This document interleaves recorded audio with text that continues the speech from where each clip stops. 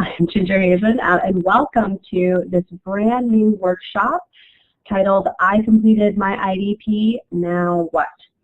So on behalf of the instructors, we are very excited to share this because we have had a original How to Create Your IDP in the spring last year, in the fall last year.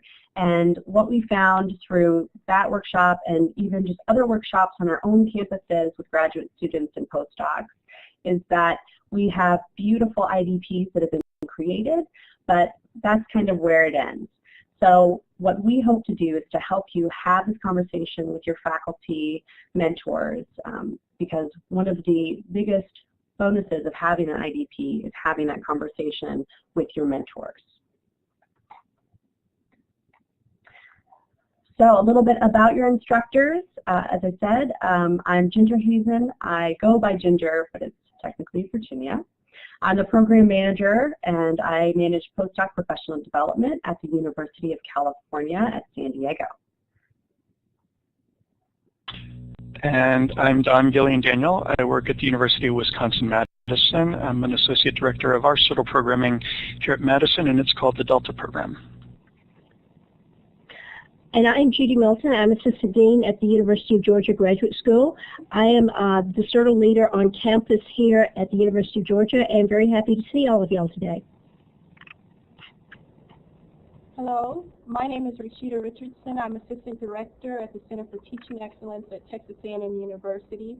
I support a number of our graduate programs here on campus and also our CIRTL program here on campus. Great, thank you everyone. So that is us, but we want to know a little bit more about you joining us, the participants. So if you would, please in the chat box, write your name, your title, such as graduate student, postdoc, etc., and the institution that you are at.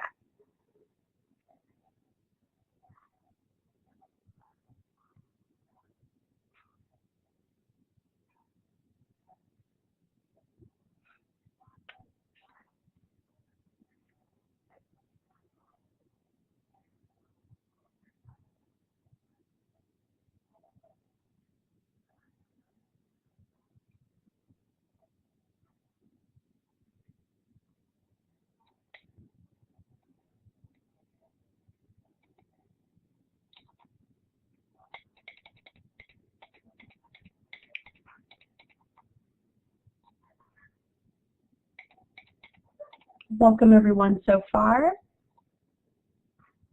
Anyone else want to introduce themselves? Great.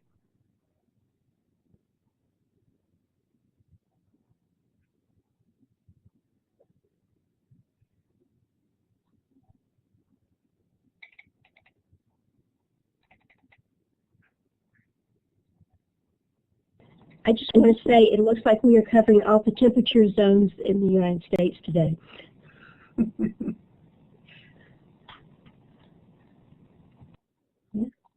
we have a mix of people as well, so that's wonderful. All right, anyone else want to write their name? And where they're joining us from?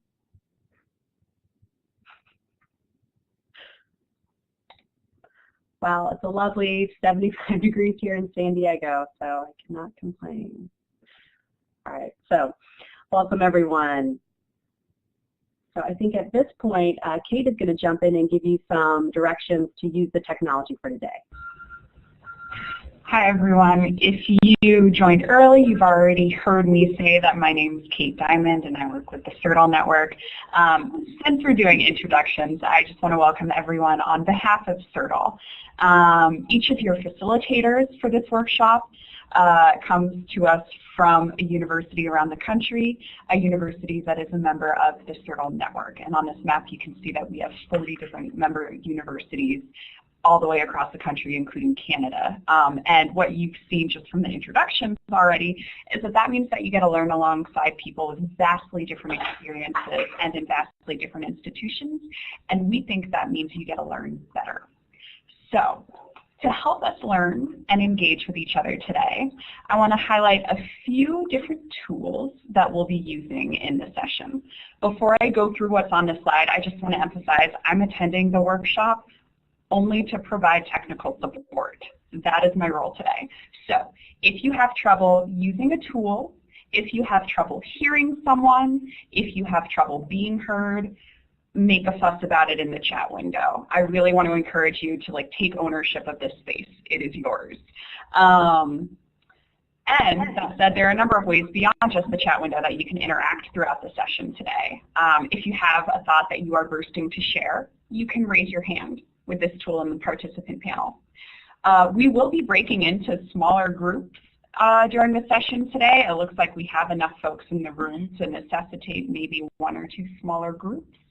If it comes to that, you'll want to actually be able to use your mic and your webcam so that you can see the person that you're discussing with. To do that, just click the talk button to turn on your mic and the video button to turn on your webcam.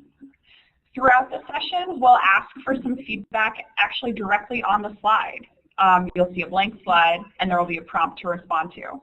When you see that slide, go to this vertical toolbar on the left edge of the slide and click this A tool with some lines next to it. That will let you create a text box on the slides.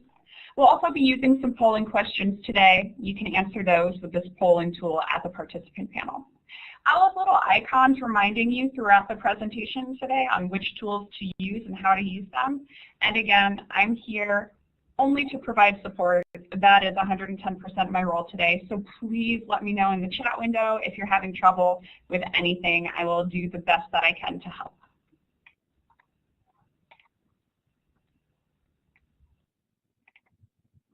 Thank you so much, Kate. We definitely really appreciate all of your efforts to put on this workshop.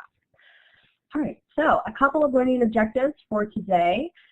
By taking this next step of your IDP, we want to help you utilize skills to frame and also navigate that individual development plan or IDP conversation with your mentor. And a note about the ways that we will be discussing mentors. So we use faculty mentor, PI or principal investigator, and advisor pretty interchangeably. So if we use one of those, we mean all 3 of those things potentially. So please, whichever one really works for you, that's the one that we're referring to. Also, we want to consider certain barriers that you may have encountered or maybe haven't thought about yet, and how you can practice to overcome these barriers to have this conversation. Also, we want to give you an opportunity to strategize and practice techniques for this individual development plan conversation with certain scenarios that we have set up. And lastly, we want to help you recognize different types of mentor relationships that you may encounter or set up to have this conversation with, about your IDP. As this is an interactive workshop, we want to set a few guidelines for the conversation that we're going to have. First and foremost, we want you to be open and also engaged in this process. So to do this, we want to create an atmosphere that allows for that exchange of different ideas, because this is really an opportunity for all of us to learn from each other. As instructors, we certainly learn a lot from the participants, as we hope that you also learn from us. The second one is to challenge the idea, but not the person. So if someone has some idea or practice that they're referring to and you disagree with that, remember to keep in mind that this is a challenge to the idea or practice. But again, not an attack on the person. Also, step up and step back. So if you are dominating the conversation either in this larger room together or in the individual chat rooms that will be going to the different breakout rooms, take a minute to recognize this and also allow others to have a part in the discussion. Some people need a little bit more time, or maybe they have some technical difficulties that they have to deal with. So please be mindful. And we also want to have some input from you all. What are other guidelines that you would also like to have in this session? And if you would, use one of the tools that Kate mentioned and write on this whiteboard.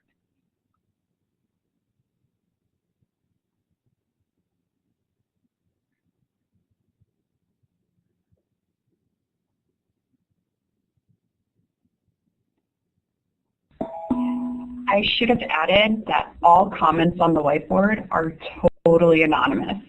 So if you think you have something to say, but you're not 100% sure about whether it makes sense, put it on the whiteboard. We all know it's yours. It's a very open, very welcoming space to engage. Yes, thank you so much, Kate. Very important.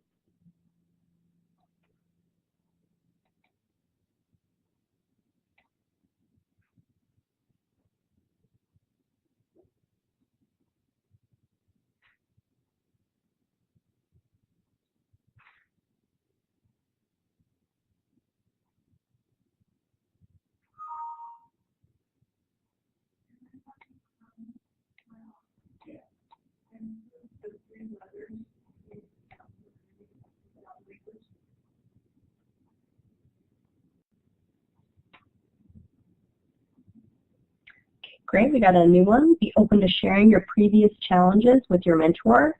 Very key. Yes, please. And Ginger, there's a request to repeat the question. Oh, yes. So we would hope that you, as we haven't covered anything in the conversational guidelines, is there anything else that you would like to add to that?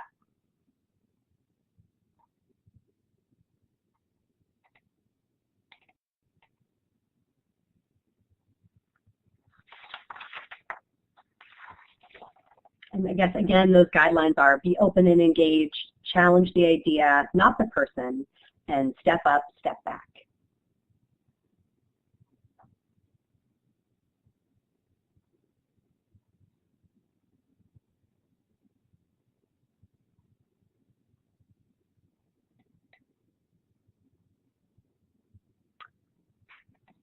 Also, we have a request that for the Vegas rule for the IDP, that conversations in the workshop stay in the workshop. I think that's definitely important to create a safe space.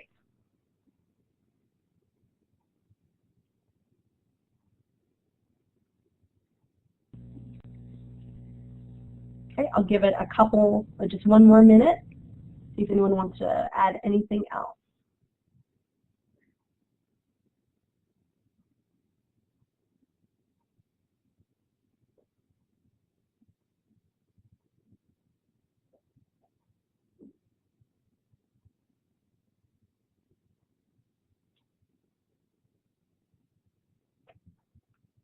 Okay.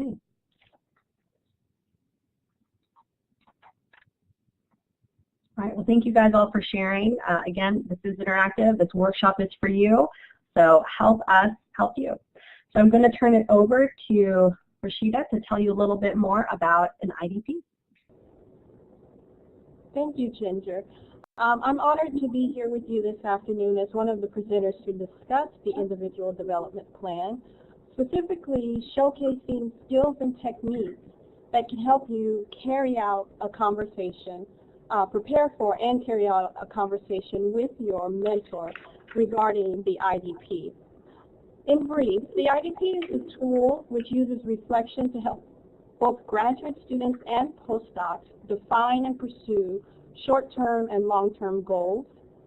It's also a tool to help graduate students and postdocs assess their current skill development as it relates to those career goals. And finally, the IDP is a tool to help you communicate with your mentors those goals and your self-assessment.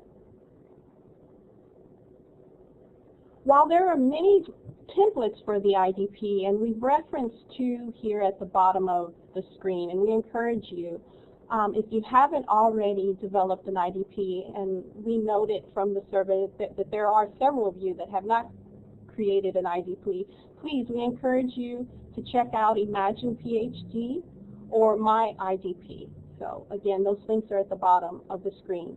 Now, while the templates for an individual development plan will vary, you'll find that they have common sections, and those sections loosely can be defined as skills, a skills section, an interest section, or a value section.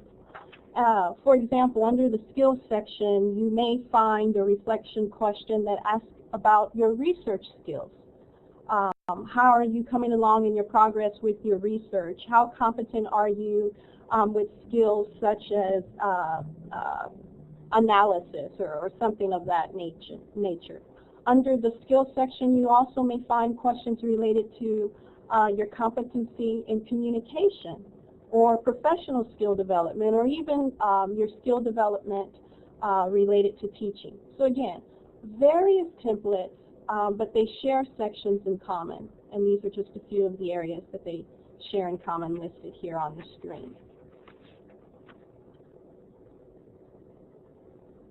When you consider the IDP, loosely moving through that process loosely involves 5 steps.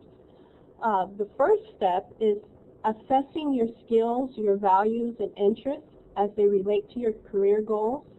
The second step would be writing out your career goals, short-term and long-term goals. The third step would be discussing your goals with your advisor, your mentor. The fourth step would be implementing the goals that you and your advisor have negotiated. And the fifth step is continuing the reflection process, and that's again moving through steps 1, 2, 3, and 4. As your goals may change as you move through your PhD or your master's program, or even as you're going through your postdoctorate study, those goals may change.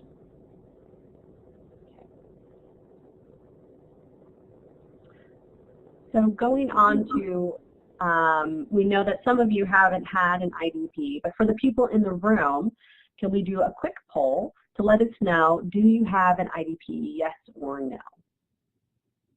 You can just simply poll how Kate showed you in the beginning.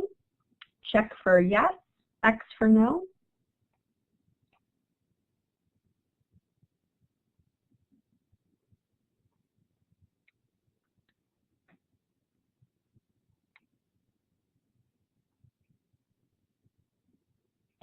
Looks like about half of you have responded to the poll. If you look at the top of the participant panel, there are 4 icons. The last one over on the right looks like this. You can use that to answer. And if you're having problems, it's not working for you, just let us know in the chat window instead. We actually got a response in the chat window. Thank you.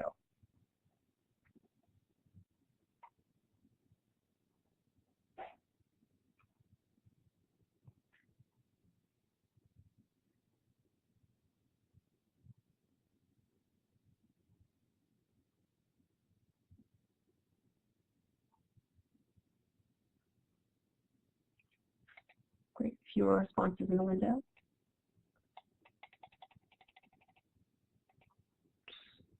All right, so we have a few more of the no individual development plans. So I highly recommend you check out our last fall's workshop to help you get started on that. But good work for being proactive and to figure out how to have that conversation with your faculty mentor.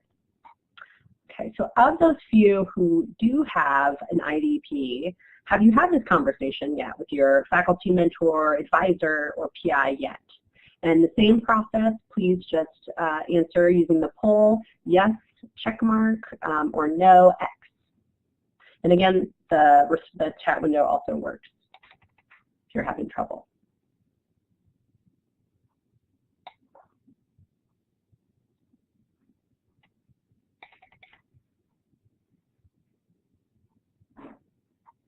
Okay.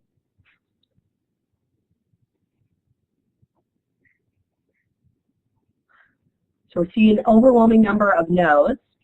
Again, great reason to be here at this workshop. So it's the one person who has had this conversation. How did it go? If you'd be willing to share. Did it go pretty good? Not so good? Not sure? Oh, wonderful. Okay. Well, we're hoping that is going to be the goal for everyone else who's taken this workshop when they do have this conversation. All right, so to help you have this conversation or to have a better one, if it can get much better, we want to use a few skills that you should have downloaded from the before the workshop with a handout that we have, and we're going to go over those different skills. So we have two themes. One is framing the conversation, and this is the one that I think Kate actually just sent the skills worksheet if you don't have it. Okay. So to frame the conversation, to begin with, you really want to have a great interaction, a positive outcome, but you need to know what that means for you. What does it mean to have a positive outcome? You need to be able to articulate your goals with clarity and concision. So for example, when you have this meeting, think about what it is that you want to do. Do you want to have a conversation about skill assessment? Do you want to have a conversation about ways to have career exploration? Do you want to have this conversation to help get more connections with a certain career that you're interested in? So having that end goal in mind really helps you, again, start the conversation and to keep it going towards that positive outcome. Another way to frame this conversation is to understand the difference between a position and an interest. So position is really the what. For example, you may want to do some pedagogical training. So that's your position. But your interest and your underlying motivation is the why. So you think that a non-research academic career that really focuses on teaching is the best way for you in your career. And so to do that, you want to engage in some more professional development for this pedagogical training. However, your PI has a position that they do not want you to spend any time away from your research. So you can see how those two positions are in conflict with each other. So if you understand why, the interest behind your PI not wanting you to take any time out, you may find out that there's a grant renewal coming up, and this particular PI really needs your set of experiments for this renewal. So therefore, to avoid a conflict, by understanding both the underlying position of yourself and your PI, this allows you to compromise, to have a way forward without having this conflict that just ends. For example, you could say, I understand that you have this renewal coming up at this date. I am working on this set of experiments to have for that renewal. However, in service of my career, which is to teach at a non-research institution, I really need to carve out time away from lab to work on the pedagogical training. So this is one way that you can try to frame that conversation. Any questions on that? Again, feel free to raise your hand using some of the tools or writing in the chat window as well.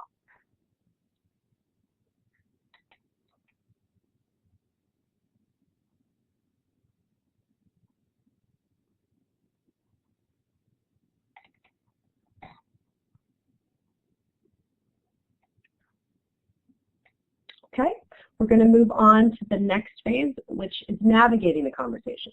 You framed it, you understand position and interest, and you know what you want to achieve with this meeting. Now you're in the meeting and you need to utilize the next set of skills. One of the most important skills that you can use in this meeting is understanding nonverbal communication.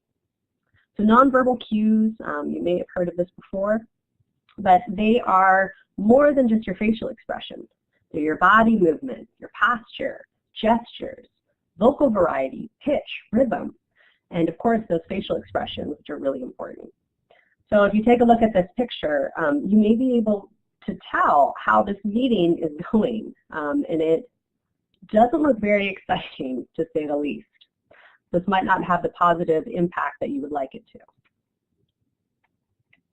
So focusing on those facial expressions, I have a picture of the 7 most common facial expressions, and it is very important to recognize those different facial expressions, because at that point you can redirect what it is that either what you're saying is maybe not being received in the way that you want it to, or maybe it's not getting through or there's some type of misunderstanding.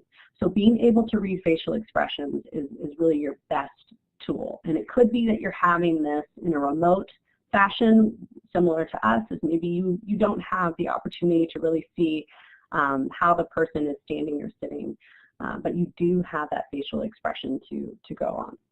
So we're going to do a little exercise.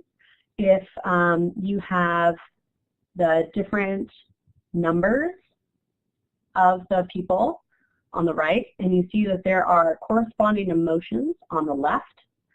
So in the order of the emotions on the left, in your chat box, write which number that you think that these all correspond to. So for example, 1, 2, 3, 4, 5, or 7, 5, 1, 2, etc. Does that make sense?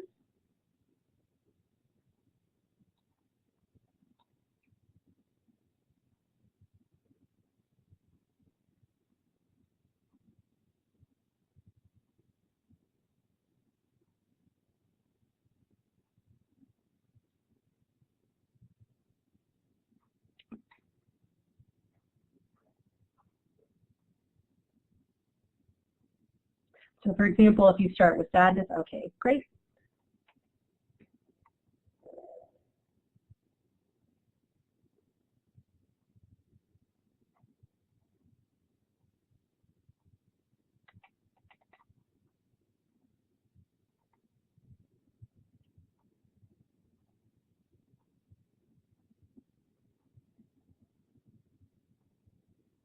Okay, I see a lot of agreement.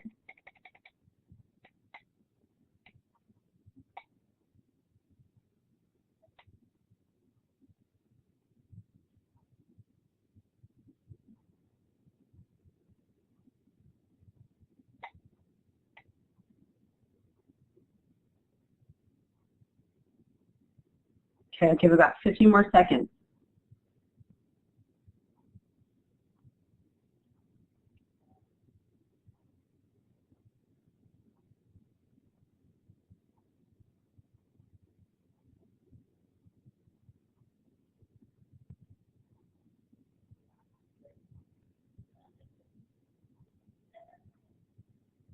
All right, so let's see how everyone did. So if you wrote down 4, 6, 7, 1, 5, 2, 3, you are correct. So the first one is joy over here. Sorry, sadness is number 4. Disgust is number 6. 7, fear. 1 is joy. Anger 5. Surprise 2. And contempt 3. So hopefully you'll only see joy. Maybe hopefully not surprise or anger, contempt, or any of the other ones really. So we're really hoping for joy. So I'm glad that you are taking this again so we can get you to that facial expression. So now I'm going to turn it over to Rashida again. Thank you. Thank you, Ginger, for that exercise. I really enjoy it. I have a close friend who is about the worst person I know in hiding any facial expression. So that exercise really made me smile and really made me reflect on that. Okay, not that we always need to hide facial expressions, I want to add, but in the case that you are trying to be discreet. Okay, so I'm going to speak with you briefly about 4 remaining skills for navigating a conversation. The first one that I want to discuss with you is reacting assertively. And as I go along through these skills, I'm going to ask right under the emoji icon is a thumbs up or a thumbs down. If anything that I say resonates with you, maybe you've had that experience, you've seen it, or it's a strategy that you really want to try, please give us a thumbs up in the it's not the chat box, but using your emoji icon there. So again, first point here is reacting assertively, and I'm going to ask that we think about a time in a conversation, if it hasn't been with your mentor, maybe it's been with a friend or a teammate, when in the conversation you can kind of sense a bit of conflict, maybe you're right on the edge, a step away from conflict. Usually when we get into hot areas or approach sensitive topics, we assume that there's only two ways for responding to that matter. And one of those ways being aggression, a second way being passiveness. But what we want to assert today is that there's a third way that we can respond whenever it seems the conversation is getting a bit difficult or there's a conflict. And the way that we're proposing is assertiveness. So when we speak of assertiveness, while there'll be different phrases that you can use to be assertive, what we want to communicate here, and we'll talk about some of those phrases, and you have a few on your handout, but what we want to talk about here is describe the core or the heart attitude that assertive disposition stems from. So an assertive disposition stems from the belief that it's important to express yourself honestly and sincerely, your desires, your feelings, your needs, your wants. And you can think about this in the context of your meeting with your advisor. Be honest. That's one aspect of assertiveness. Another element, heart attitude or core belief related to assertiveness, is the belief that you are valuable. Your thoughts are important. You're worthy of the needs and opinions that you have. But just as you are important, valuable, and worthy in terms of your needs, the person that you're speaking with is also important, valuable, and worthy with respect to the information that they are relaying to you. So again, we're asking that you think about your advisor or mentor if you have had these conversations. The third element of an assertive attitude is the belief that you have the right to ask for what you're wanting here. A lot of times graduate students and postdocs may believe that they're just not entitled to have that desire or want. So again, an assertive attitude carries the dispositions that I just spoke about. And this is opposed to a passive attitude, which has the belief that you should never make anyone feel uncomfortable except for yourself.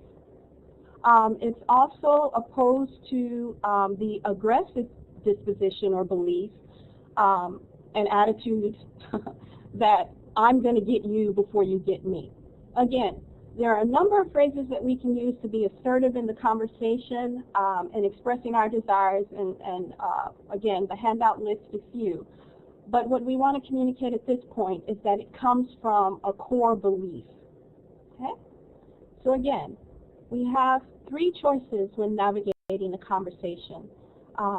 We can respond aggressively, passively, or assertively. Okay? And the assertive disposition is the one that we're recommending here today. I'd also like to discuss with you another useful skill in navigating a conversation with your advisor, and that's using neutral phrases here. Neutrality is the practice state of not passing judgment on a suggestion from a friend, from a mentor, until you have all the facts. So we're going to talk a little bit more about neutrality. Neutral phrases are a way to keep the conversation going, to get more facts, so that you can make an informed judgment based on the suggestion that's being presented to you at the time, and go past initial thoughts of judgment or resistance. Neutral phrases can be employed at any point in the conversation, beginning, middle, or end of the conversation, and can be as simple as opening a conversation or closing a conversation by thanking someone for their time. If you're closing a conversation, you can still thank someone for their time in meeting with you, even if the conversation didn't go as planned. Neutral phrases can also be used at times during a conversation when you and your advisor must define a focus, this is pretty important, on an issue, or generate and decide on viable options related to your degree plan or your progress in grad school or as a postdoc. After expressing a particular need, maybe you might say, I want a need using I want. You might ask, is there any way you can support this? Okay, so you've expressed something. A neutral phrase to your advisor would be, is there any way you can support this? Or If you're seeking to understand better a suggestion from your advisor, you might ask, again, before passing judgment, can you tell me more about what you are suggesting? Versus, no, this thought just isn't for me. Okay? And please, again, let me know if any of this is resonating with you. I'm going to move on to our next point here. I really like this. Another tool for navigating the conversation in a positive manner is positive listening practices. I think we're all pretty familiar with this, but this is key in productive conversation. And positive listening, similar to what Ginger discussed just a minute ago, includes nonverbal cues. And it might be the nonverbal cue of polite eye contact with your advisor or mentor as you're going through a conversation, focusing your attention on them, the speaker. It also includes repeating back in your own words the basic ideas and feelings of your advisor as you understand them. Again, if they are misunderstood, that also provides the advisor an opportunity to clarify their thoughts. Positive listening includes asking questions to get more information or better understand a main point.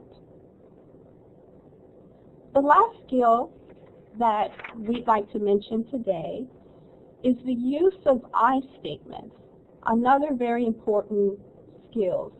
I statements support us in constructing messages that can convey accurate information about our feelings and our thoughts. I statements also provide a practical means to speak with others, namely your advisor, in such a way that they listen and feel respected and are able, you position them to respond in an empathetic or rational way. I statements support us in owning our own feelings also, I really like this, without blaming or shaming the other person. Again, your handout lists several I statements.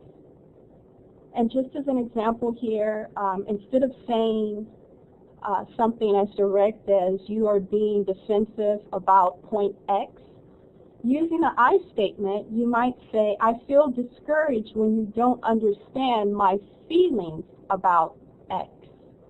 So there's a subtle difference there. Okay. Thank you.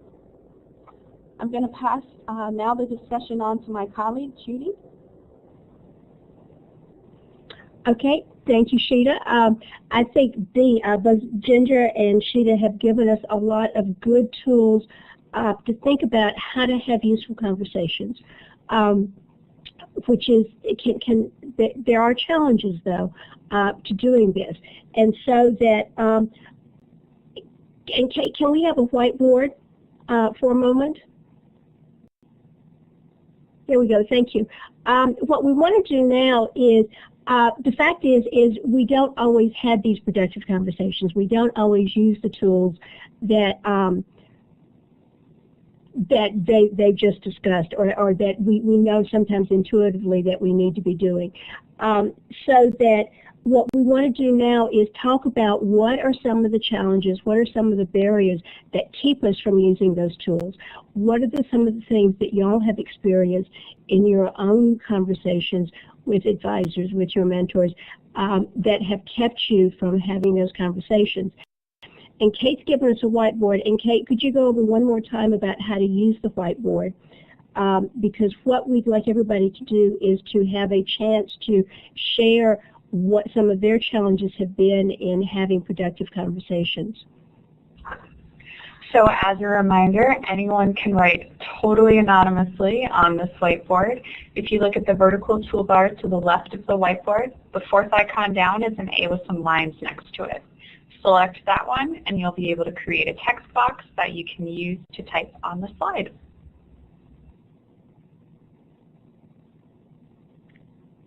Okay, and we've already had one person that obviously has dealt with this and has a very strong feeling about a fear of saying something stupid. And this doesn't, and think about this is actually much broader than just having a conversation about my IDP. This is having a conversation with your advisor about anything. There are always challenges. I certainly know I had them with my advisor.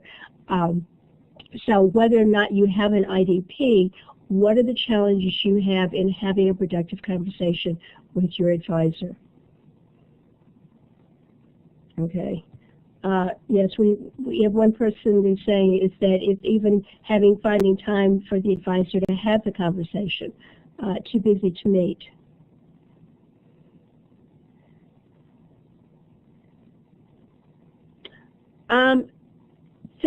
Okay, I'm sorry, you're still writing. I won't ask the question yet.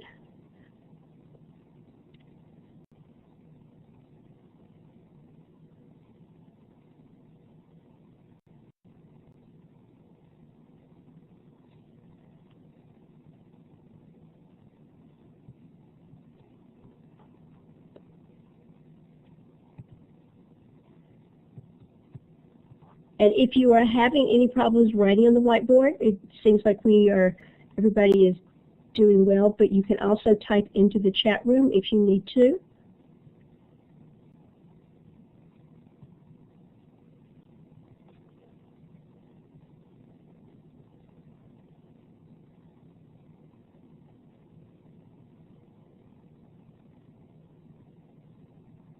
And you can, and feel free to add as many as you want to, because there's surely not one issue that may have kept you from having a productive conversation. That there are different challenges that come up depending on the day of the week that you may be talking to them, or the particular topic that you may be talking about.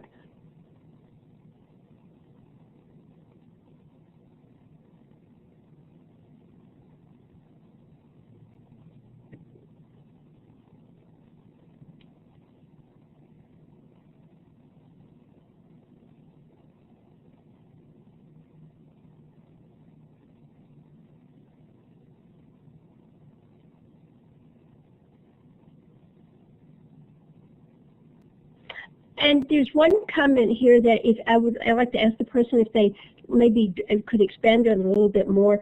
Too busy preparing to impress mentors to really listen to her. And so I just have a question, which you can maybe continue typing in your text box.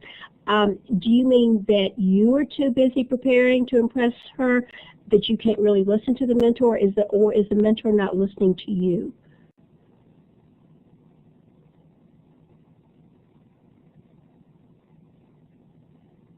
Thank you. I appreciate that.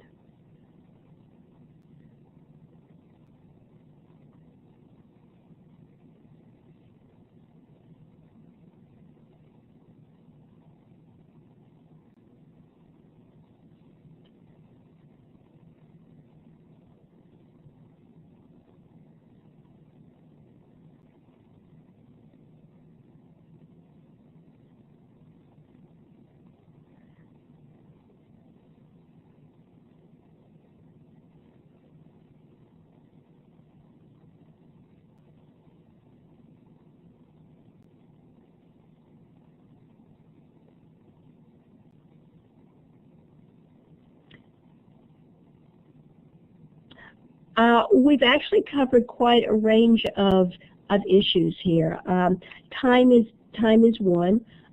Whether it's they're not having time to meet at all, or they don't have time to talk specifically about the IDP. There is an issue. I think one of the issues that you've raised is communication style. And when I say communication style, it's also about goals, because the idea that there's fundamental disagreement on the importance of a particular goal, that could be both about the goals itself and also about how that's presented in the conversation with the PI. Again, going back to the one who it's only about the data that can be generated for the next grant. Kind of attitude. This one is interesting about you're trying to use the right approach in doing something, but you can't get your advisor to respond in kind. That takes practice. It takes you in how you phrase the things. So I'll definitely say that because you're probably not going to change the way they actually communicate. So maybe figuring out how you can adapt your communication to them. The fact that some questions are simply harder to ask than others. The comment about you haven't contributed enough, or you don't feel like you've contributed enough to ask for your own project. It's asking for resources. Those things do make it more difficult when there's sort of tangible things that you're looking for in return. So I think what we'd like to do now, and Don, if I can get some guidance from you, I'm sorry I've lost track of this part of the conversation, is what we would like you to do now is you've identified some of the challenges you've had. We really want to focus on how you can overcome these challenges.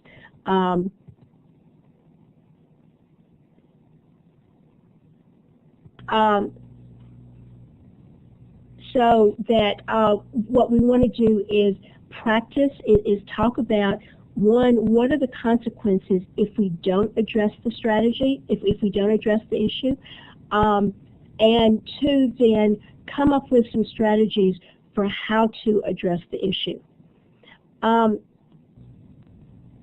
Kate, can we, so Don, do we want to do one whole group? You know, let's give folks a chance to work in a breakout room. We have individual challenges that we've identified in different breakout rooms. So let's have folks go into rooms, do some small group conversation, and then come back into a larger group and talk through the 3 specific challenges that we've put in there for them. Okay, so do we want, how many breakout rooms do we want to go into? I think 3 at this point. Okay, so what we'll do, so let me discuss what we're going to do now is Kate is going to move you into 3 breakout rooms so that you'll have a couple of people in each room that you can talk in a small group conversation. You should all be able to turn on both your audio and video to talk to each other. And so you want to look at what are the consequences of not addressing the challenge that you're going to be given. It will be written at the top of the whiteboard. And what are strategies to overcome the challenge. And so when we come back, each of you will have, each room will have a different challenge. So that when we come back is that we want one person to, we want to report out one important consequence that happens if you ignore the challenge, and what is one key strategy to overcome the challenge. And basically is that the first person in the group is going to be the facilitator. The second person in the group can be the reporter and writing on the write on the whiteboard, and the third person can be the person who reports out when we come back as a main group. And Kate, can you move everybody into the room, and we will set a timer on this of 7 minutes. Sure thing. So I will move people into breakout rooms. If you have trouble or questions when you're in breakout rooms, raise your hand. That will give us a little ping no matter where we are. Your facilitators will probably drop through breakout rooms as well. I'll set a timer for 7 minutes. When that goes off, I'll wait a few seconds before pulling people back. I know I'm going to interrupt people. I'm sorry in advance, but I'll try and give you a warning before the timer goes off so that you know to wrap up. Okay, and Kate, let's do 2 rooms. 2 rooms? All right, sounds good. Yeah. Okay, and before everybody moves out, please, if you have any questions, if you could raise your hand, type in the chat room if the instructions are not clear. I'm more than happy to go over them again. But the first person in the room will be the facilitator, the second person in the room will be the reporter or a recorder, and the third person in the room will report out when we come back together as a group, and you're going to be reporting out the one important consequence if you don't do something about the challenge, and one key strategy for addressing the challenge that you have. Okay? All right, we are all back in the main room now, and I will pull the slides back from Breakout so that you can refer back to your notes when you share what you talked about. Okay, can we start with room 1 then?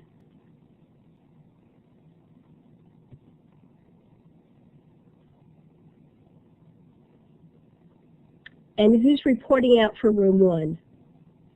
I am. Rosalind? Okay, Rosalind, you have the floor then. Okay.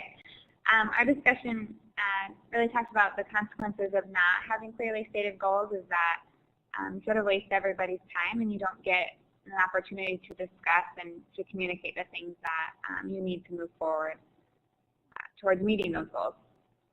And one strategy that we talked about was having them written down, so doing that preparation in advance so that those goals can be very concrete at the beginning of the meeting.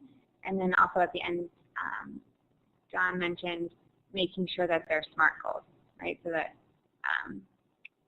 they're not very abstract. They're concrete things that can be met, and you'll know when they are met.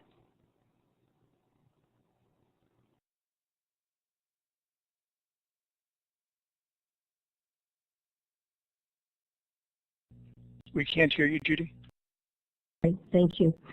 Does anyone from either group have something that they want to add to this idea of what happens when you don't have clearly stated goals and how you address that?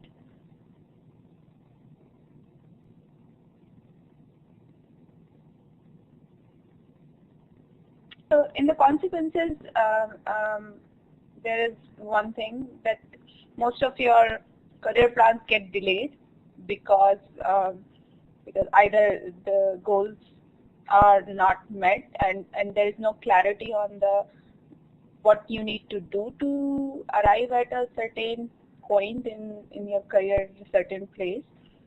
And that is one of the major consequences of not having a clearly stated goal. Okay, and Shimi, how would you go about addressing that when you don't have that clarity? So I'm talking from personal experience. So the first thing, I'm sorry. So first thing is that you need to have a talk with your advisor at the very start of your postdoc or wherever you are in your career. Where do you want to be in 2 years or 5 years? What's your next step? And then maybe a discussion on how to arrive at that next step has to happen. So I don't know if this is what IDP is because I've not made a professional IDP. I still don't know, but that kind of conversation is required between an advisor and a student and a postdoc to understand the path, because without a clearly stated path of how to achieve the career goal, most probably either it's not going to happen or it will get majorly delayed. So that conversation has to happen earlier in career rather than later. Yes, earlier is definitely better than later. And I think one of the things you find if you look at what we're calling SMART goals is that it's important to know what I want to say the end goal is, but that where you want to be 2 to 3 years down the road takes a lot of smaller steps in between. And that's what's really important about the idea of a SMART goal, is that it identifies, and an IDP helps you identify those intermediate steps that you need to take between where you are now and where you want to be 3 to 5 years from now. So that each step that you take will get you closer to that end goal. That you don't make that leap from starting a postdoc to the career position that you want 5 years, 3 years down the road. So I think that's really important, and that's one reason the IDP is creating that document is a very helpful way to look at that and lay out sort of that game plan, that timeline, and the things that you need to do along the timeline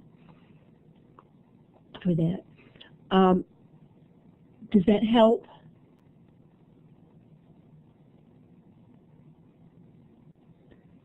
Yes, thank you. Okay. Other thoughts about the issue of addressing goals and what may be the best way to help overcome that?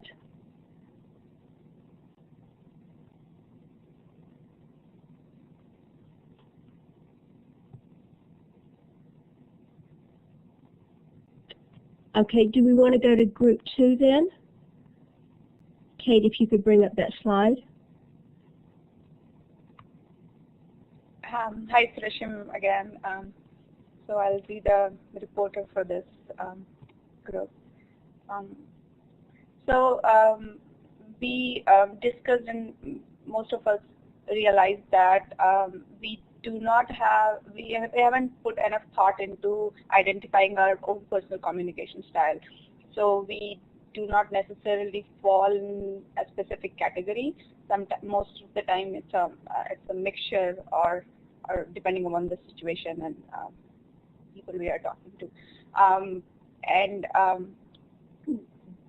the consequences of not addressing this barrier is that sometimes it leads to ineffective communication and hurt feelings, as well as when you're talking to your PI, maybe your expectations are not clearly understood, so that can kind of not enough emphasis put on what you are looking for if you're not clear in your communication style.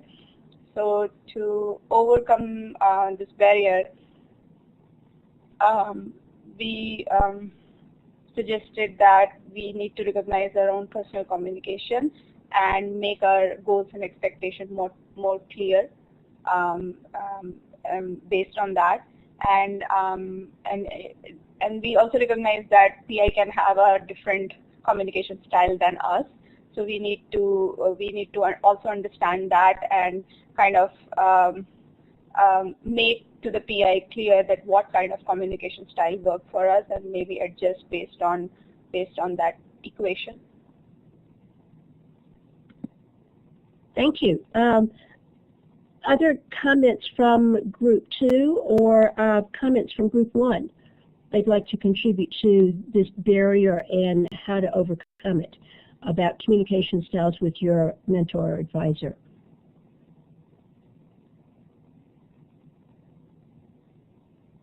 Jenny? So I was part of this group, and we were just wondering,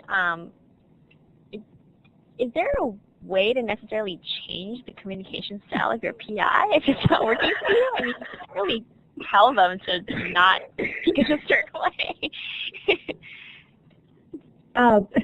I'm sorry. Coughing and laughing at the same time. Sorry. I don't think you, personally, no, I don't think you change your PI's communication style. I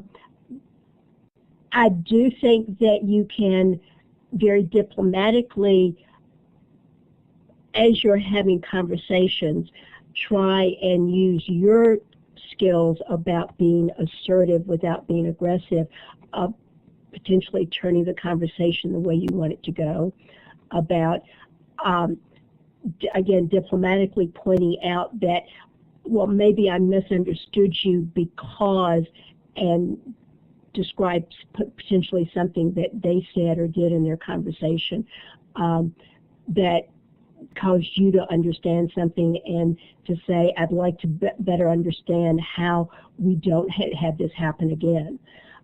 You're not going to change their communication styles, but it's potentially a way of putting it on the table of where you're having points of miscommunication and sort of figuring out how to address it.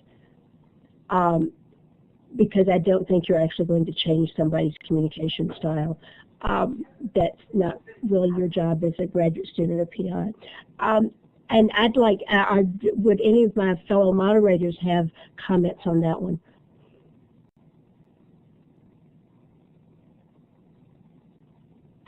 Hello. Ginger. You guys hear me? Yes. Okay.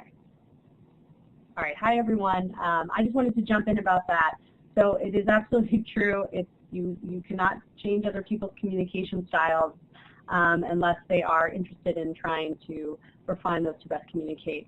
But it is true that you have the ability to express your interests and your needs, and that is in the best way to, again, avoid the miscommunication potentially. Because what I find with a lot of interactions, I work specifically with postdocs, and what I find is that it's not necessarily a conflict, but it's a misunderstanding or a miscommunication. So really working on how to best communicate the information has really been the challenge, what I found in a lot of our population. So I just wanted to put that in, but you have control over how you ask, but your PI has control about how they're going to respond to it. Sheeta?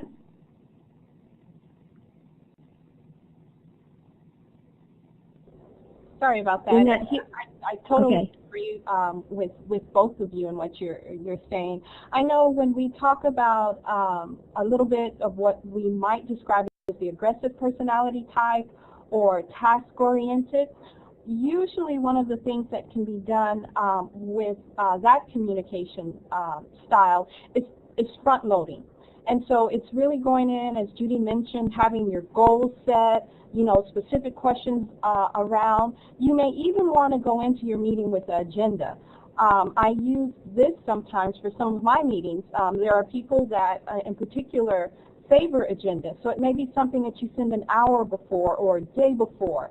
And again, you front load the conversation with the business matters, and then usually also for that communication style, the small talk, which some of us need, I'm one of those people, can be put on the back end. So again, I agree with Ginger and Judy.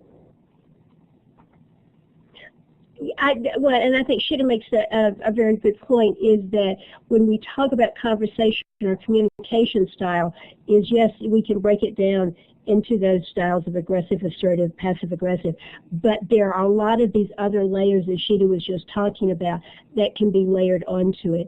Is this a business-only kind of conversation? Is it a bullet point kind of, what I call a bullet point kind of conversation? Is it, do we want to discuss what we did on the weekend? You may want to discuss that, but the faculty member's not interested in that at all. And so I think it's learning those things about the people you're interacting with and the people you're having these conversations with. And that's a case where you may be changing, you're not changing your communication style, but you're changing your approach to the conversation. You still want to be assertive, you still want to be who you are, but you're tailoring what is the approach to that individual that you're talking with. So there are multiple layers there of how you can help manage that conversation so that it becomes productive for both people. Other questions or comments about the idea of communication styles and how to address it? Well, thank you. These were great conversations. I really appreciate it. Thank you all. I think we've come up with some good ideas about what some of the challenges are and how you can overcome those challenges. I'm going to turn it over to Don now, because he's going to give you the opportunity not just to talk about it, but to actually practice what you're going to say. Thanks, Judy. So one of the things that we find is helpful in workshops is giving people an opportunity to try out what the conversation might sound like. And so our goal is to give you two different scenarios. And what we're going to ask you to do is to think about, just to practice having the type of conversation you would like to have with your advisor. Kate is making the handout available from earlier, and we would like you to use some of the specific communication strategies in the handout with each of the different scenarios.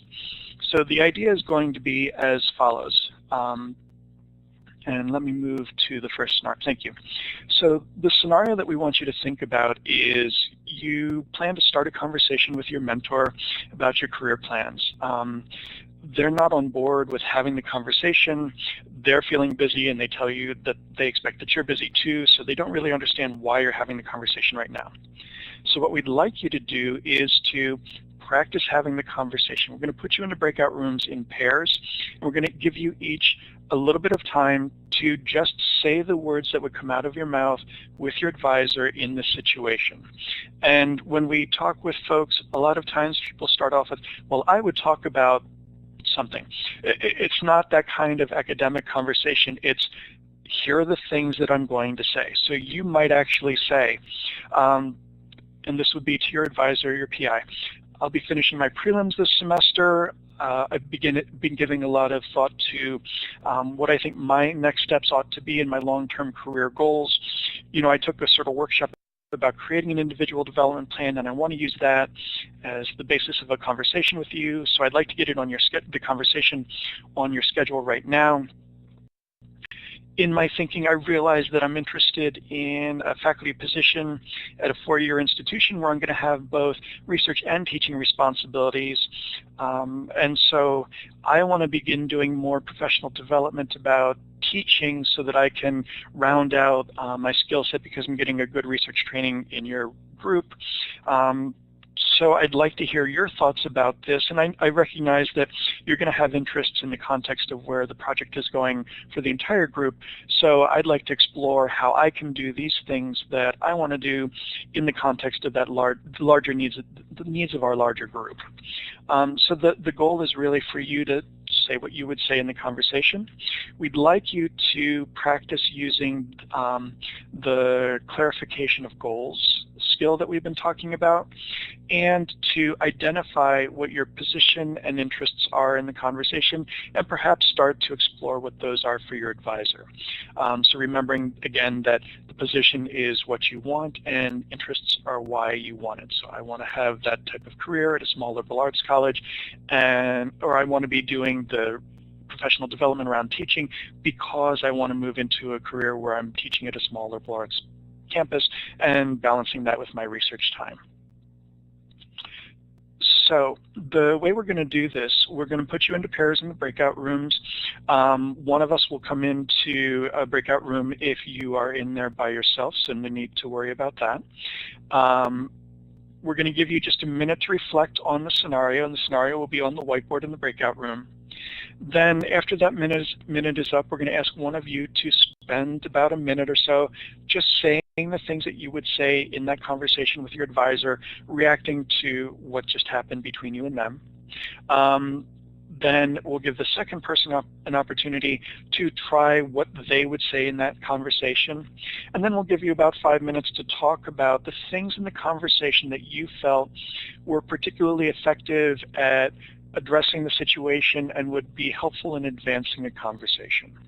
And this is really, again, to try stuff in this space where you can try it and can mess up, and there are no real consequences to messing up, other than we can use it as an opportunity to learn together about effective ways of navigating a conversation.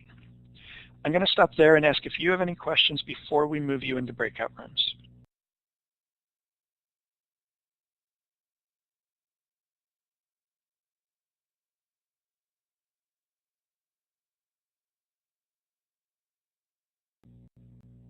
All right, great. Kate, I'm going to ask you to move folks. Would one of my co-facilitators be willing to go in with the person who is by themselves?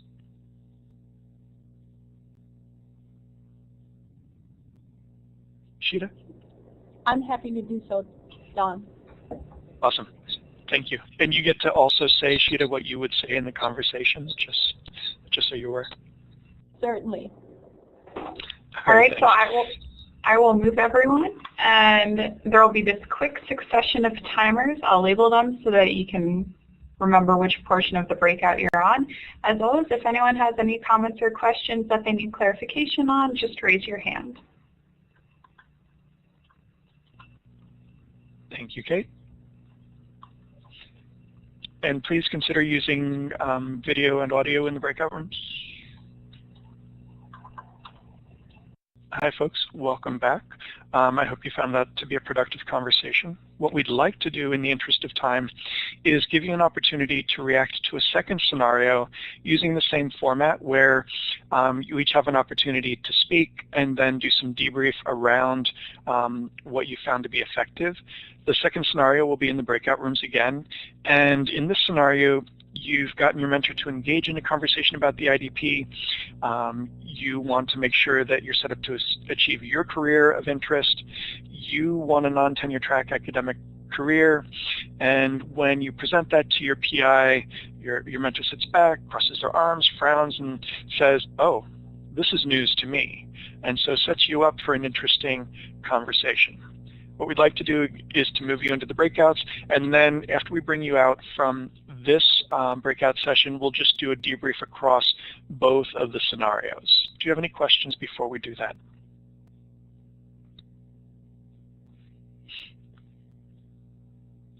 All right, and in this one, we'd like you to use an assertive tone of voice as you respond, and then think about using I phrases and neutral phrases and questions to navigate the way the conversation is going to go with your PI.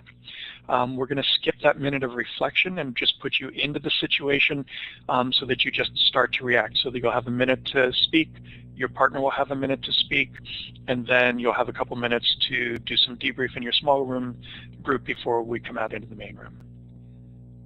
Kate, would you please move folks? And again, any questions, pop them into the chat window. Hi folks, welcome back. What I'd like you to do is to take a moment and write down some language or approach that you felt was particularly effective in your conversation at addressing one or the other scenario. And if you just label it with either a number 1 or number 2 so we have an idea of which one you're thinking about, that'll help us. So take a minute and just write down something that either you said or your partner said in a breakout room that you felt was particularly effective.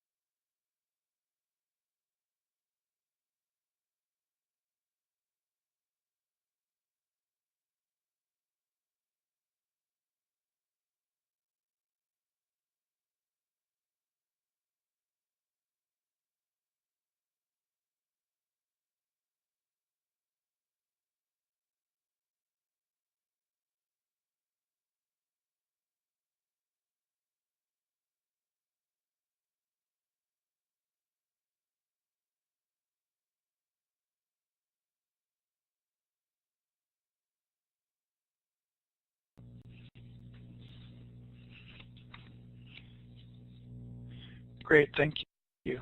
So having an agenda, having shown that you've thought about it, that you have clear reasons why one career direction is where you want to be going, so that you can drive a conversation in that direction.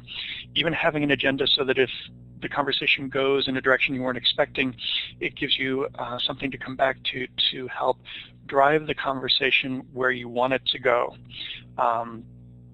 And then personalizing it. So I like the statement about this is important for my career, and I know you want me to succeed as much as I do. So it's really, this is about me, and I want our conversation to be about how I can get where I need to be going, given my interests, and how we can do that collectively, because I know you have interests in what you want to do as well. In terms of the research that we're doing, or progression toward writing a paper or a grant or something like that. Great. So it looks like there was an opportunity to apply some of the different approaches that we've been using. Was there an approach, and this could be either on the whiteboard or in the chat window, an approach that you found just didn't fit the situation, or you wanted to use in a different way than it came out of your mouth, and you were thinking about, you know, it would have worked better if I had done or said this?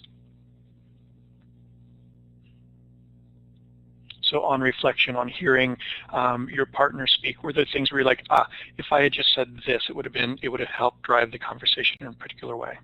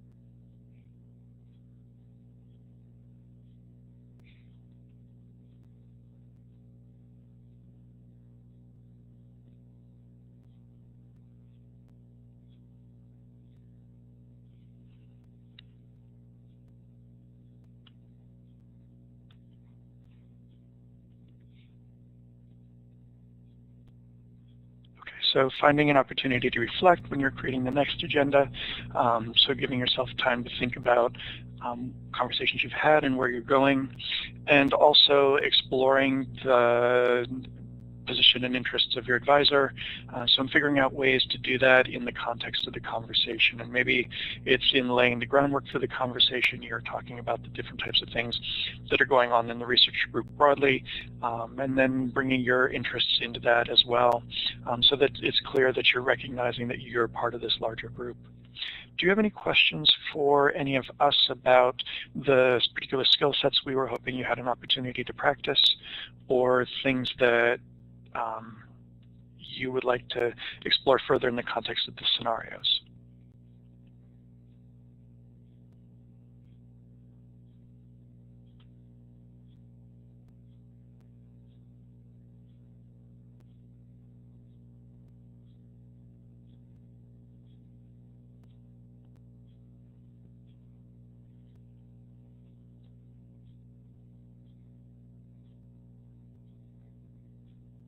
All right, thank you. Judy, do you want to talk about mentors for a couple minutes? If I turn my microphone, yes. Let's talk about mentoring for a few moments.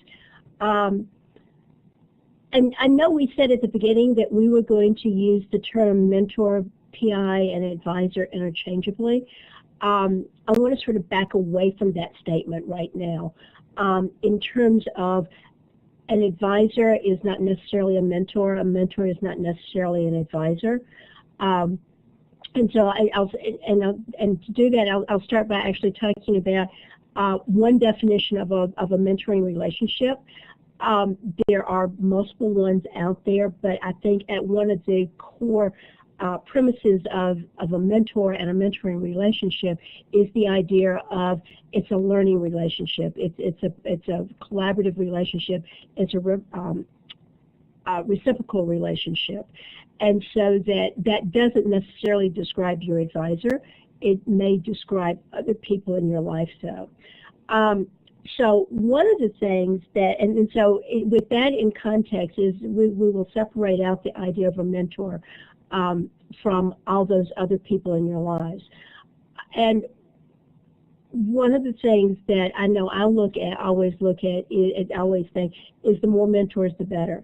But it really is about who is a mentor, who do you need to have a mentoring relationship with, and for what purpose.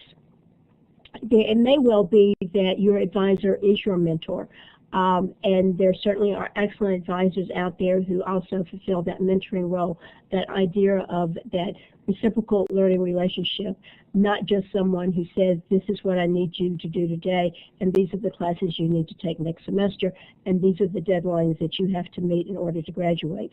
That's not necessarily a mentor, that's your advisor. So my question to you is who's at your mentoring table? That there are a number of different people who can be at that table with you that for you to identify. It may be that you have a research mentor, that you have a teaching mentor. In some cases, you may be working with someone who is both an outstanding teacher and an outstanding researcher, and you have one person fulfilling both of those roles. You are looking for the career mentor, that this is someone who is working in an area that you want to work in, who can provide different feedback from you, from someone who is working in the lab if that's not where your career goals are taking you. So this is the idea of thinking very broadly about who it is that you need in your life, that you can have a learning relationship with to help you along the path. I think we are much farther along the line of the idea of a mentor is somebody who is going to impart wisdom to you, so that it gives you a much broader opportunity of who you can look for. Some of the types of mentors that you might want to consider, and these is the coach, the connector, the cheerleader, the challenger, and the educator. Again, these are different roles that can be helpful in you achieving your goals. One person may do more than both, or it may be a variety of people. The other kind of mentor is it may be a specific expertise that you want to acquire and that you find that person to work with. So I go back again to is who's at your table, or who do you need to find to be at your table to have those mentoring relationships that are going to move you toward the goals that you want to achieve.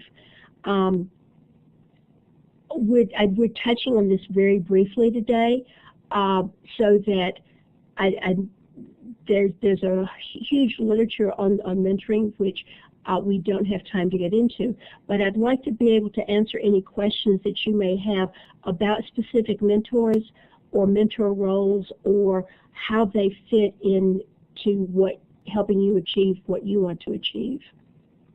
So please either type in the chat room or raise your hand, or comments that you may simply have about your experience with mentoring.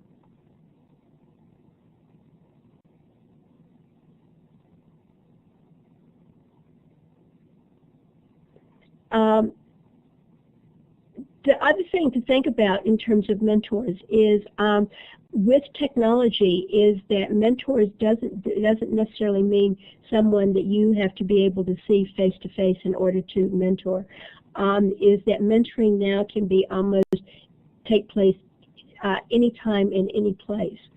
So that look very broadly when you are looking to find the support network for you, is look broadly in terms of who those mentors might be that fulfill these roles of whether it's your career mentor or you need someone to challenge you in your ideas to sort of really keep you on your toes, or you need that person who you can talk to and sort of, and I'm sure you've heard the term of the shadow chair or the phantom advisor, that person that you can go talk to in your department who has no control over your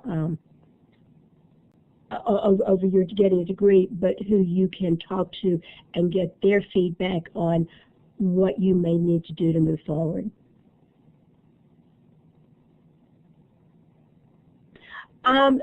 Jenny's asking, is there a structured format for mentors to assess your skills like you do in your My IDP? I don't know that, I've certainly seen mentoring compacts in which there's an agreement on the mentoring process. I don't know of it sounds like Jenny's asking about almost an assessment that an advisor would fill out for you. I think that's where the IDP, the idea with the IDP is very important, is that if you can take your IDP to them and say, here are the skills that I've identified, do you agree with that? Do you feel like these are my strengths? Are there areas here that you feel like I really need improvement on? Are there other things that you see as strengths that I have that I don't see? I think that's a really important conversation to have with your advisor or with your mentor, and that IDP can help structure that conversation so that there's not an assessment that necessarily they're filling out, but they're using your assessment on the IDP to have that conversation.